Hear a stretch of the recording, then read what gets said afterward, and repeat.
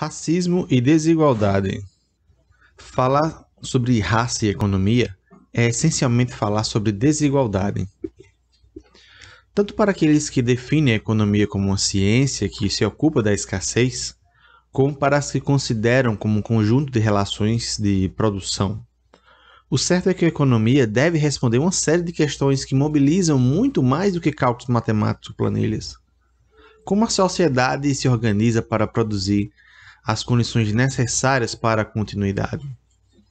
Como o trabalho social é dividido? Qual o critério para definir o pagamento de salários? Essas questões demonstram, em primeiro lugar, que a ideia de desigualdade é um ponto nodal nas teorias econômicas, as quais não poderão ignorá-la. E, em segundo lugar, que a economia só pode tentar responder essas questões apelando para a política, a ética, a sociologia e o direito. A desigualdade pode ser expressa em dados estatísticos e quantificada matematicamente, mas sua explicação está na compreensão da sociedade e dos seus inúmeros conflitos. Peguemos o exemplo dos salários. Por meio de números, posso constatar que as pessoas recebem salários menores do que outras, ainda com a mesma formação, exercendo as mesmas funções e com jornadas ainda superiores. A explicação para essa distinção terá de ir além dos números cuja importância não se nega. Nesse sentido, a explicação mais vulgar atribui a desigualdade salarial ao mérito, ou seja, o desempenho individual do trabalhador ou trabalhadora. Pode ser que, exercendo uma mesma função, nas mesmas condições contratuais, e ainda com a jornada inferior, um trabalhador ou trabalhadora seja mais eficiente, o que justificaria um salário maior condizente com sua produtividade. Por esse prisma, a desigualdade vista nos números tem fundamento moral e jurídico, já que o mérito, expresso na eficiência e na produtividade dos indivíduos, a naturaliza. O problema todo é quando a produtividade e a eficiência não podem ser invocados como fatores explicativos para diferenças salariais. E quando as estatísticas mostram que, independentemente da produtividade, pessoas de determinado grupo social, como negros, mulheres, ganham salários menores. Como explicar o fato de que pessoas negras e mulheres se encontram, majoritariamente, alocados nos postos de trabalho de baixa remuneração e considerados precários? Como explicar as maiores taxas de desemprego entre pessoas negras? Há inúmeras pesquisas que têm demonstrado que a raça é um marcador determinante na desigualdade econômica e que direitos sociais e políticas universais de combate à pobreza e distribuição de renda que não levam em consideração o fator raça/cor se mostram pouco efetivas. Nota: An American Dilemma, The Negro Problem and the American Democracy, Nova York e Londres, editora Harper & Brothers, 1944, de Gunnar Myrdal. Desde o fim da Segunda Guerra Mundial e seus efeitos devastadores, alguns pesquisadores têm buscado dar atenção ao fator racial no âmbito econômico. Nos Estados Unidos, de 1940, portanto, no período que vigorava a segregação racial naquele país, duas obras marcantes e polêmicas debruçavam sobre a relação entre raça e economia. O citado agora, An American Dilemma, The Negro Problem and the American Democracy, de Gunnar Myrdal, de 44, e Caste, Class and Race, de Oliver Cromwell Cross, 48. Em An American Dilemma, Myrdal, que em 74 viria dividir o Prêmio Nobel de Economia com Friedrich Hayek, aponta a profunda contradição da sociedade estadunidense, que divide entre a crença dos valores liberais e democráticos, enquanto sustenta uma discriminação racial sistêmica contra a população negra. Embora Myrdal se observe uma problemática limitada à redução do racismo a um dilema moral, sua análise é de grande importância, pois conseguiu descrever de uma forma ampla o problema racial nos Estados Unidos, inclusive seus efeitos econômicos. Para Myrdal, a situação da população negra poderia ser explicado pelo que denominava de causas cumulativas. Um exemplo: se pessoas negras são discriminadas no acesso à educação, é provável que tenham dificuldade para conseguir um trabalho, além de terem menos contato com informações sobre cuidados com a saúde, consequentemente, dispondo de menor poder aquisitivo e de menos informações sobre os cuidados com a saúde, a população negra terá mais dificuldade, não apenas para conseguir um trabalho, mas para permanecer nele. Além disso, a pobreza e a pouca educação formal e a falta de cuidados médicos ajudam a reforçar os estereótipos racistas, como a esdrúxula ideia de que negros têm pouca propensão para trabalhos intelectuais, se completando assim um circuito de discriminação que gera ainda mais discriminação. Para Murdoch, o tratamento dispensado aos negros norte-americanos era incompatível com a economia avançada e que pretendia, ser democrática. Por seus efeitos deletérios, o problema racial deveria ser visto como também dos brancos e de toda a sociedade dos Estados Unidos.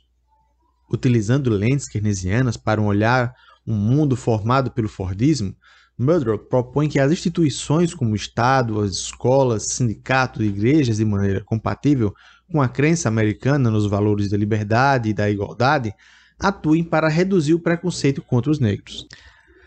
Há em Murdoch uma evidente crença na possibilidade de racionalização da sociedade, que marca o pensamento econômico desenvolvimentista.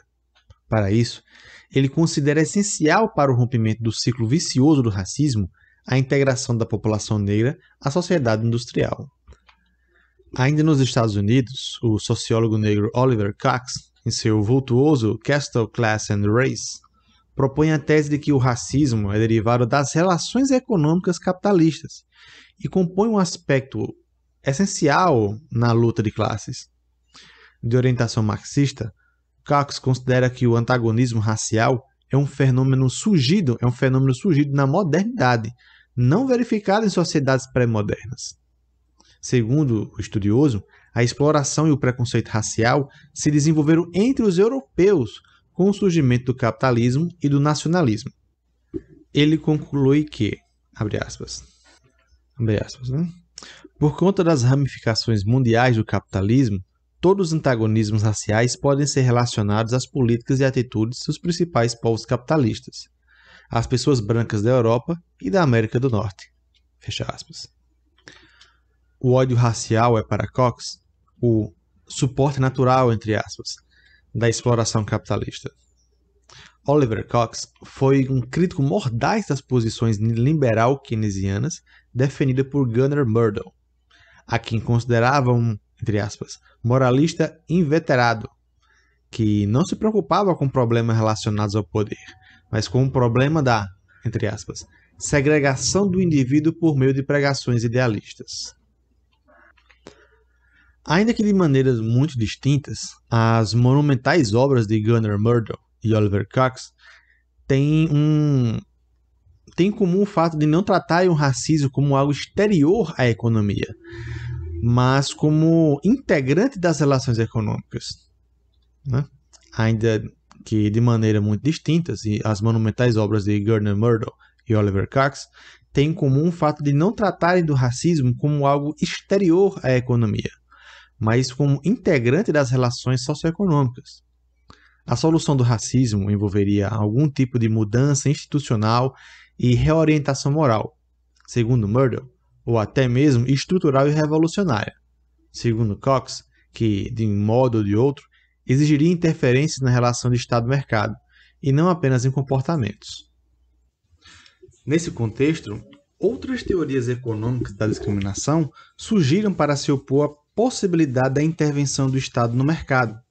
Tais teorias, se valendo dos parâmetros neoclássicos do pensamento econômico, buscaram explicar a discriminação sob o ponto de vista comportamental e como é um elemento externo e estranho à regularidade da economia e suas instituições fundamentais.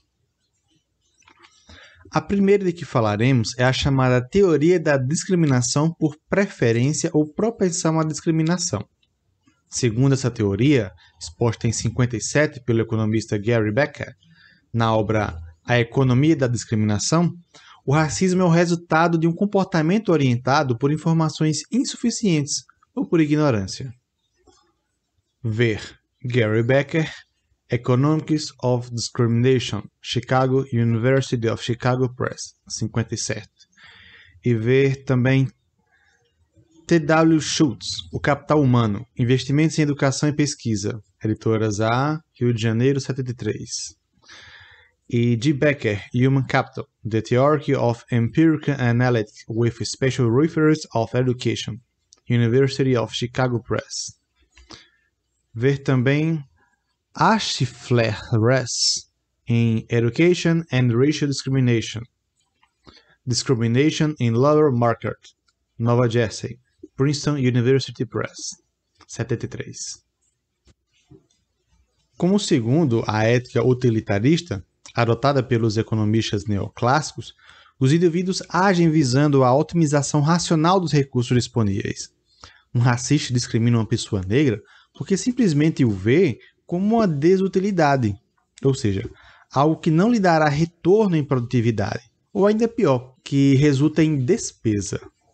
De acordo com essa teoria, o racista é alguém que, além de propenso à discriminação por questões psicológicas, não passa de um ignorante, uma pessoa mal informada, a qual acredita que a raça interfere na produtividade.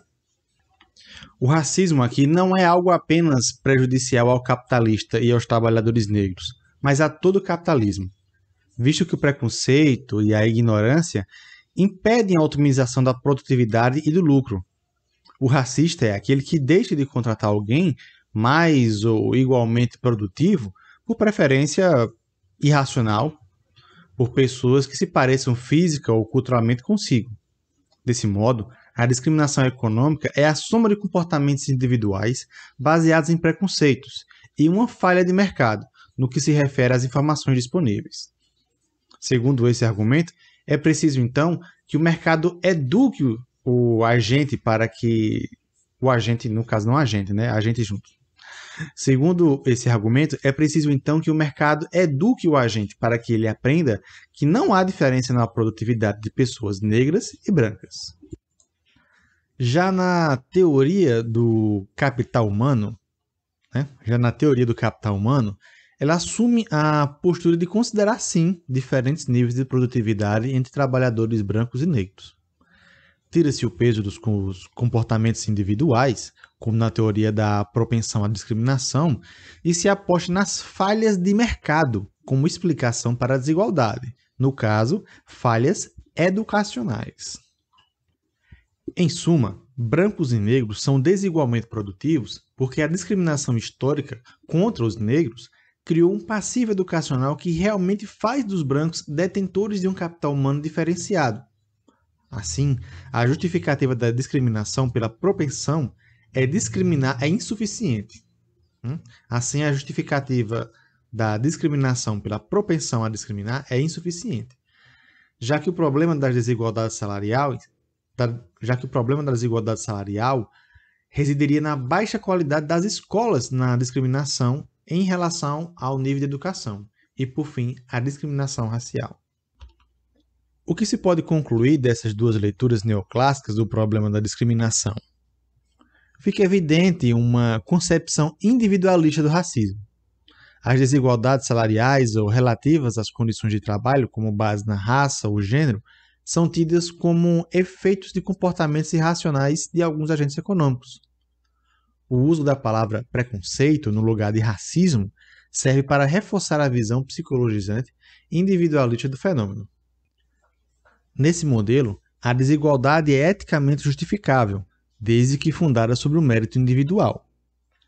A igualdade de oportunidades alude ao ideal de um ambiente meritocrático, em que indivíduos possam empreender livremente e concorrer entre si. Assim, fora da meritocracia, a desigualdade salarial é uma ilicitude, uma vez que violaria o princípio da igualdade formal. Portanto, é mister, ou seja, é de extrema importância, das autoridades competentes do judiciário coibir tal comportamento ilegalmente discriminatório. Há ainda uma terceira teoria, que merece atenção por destacar os aspectos sistêmicos e até inconscientes da discriminação.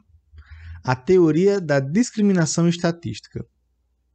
Essa teoria defende que desigualdade racial e de gênero é fruto de decisões tomadas por agentes de mercado, com base em preceitos estabelecidos na sociedade.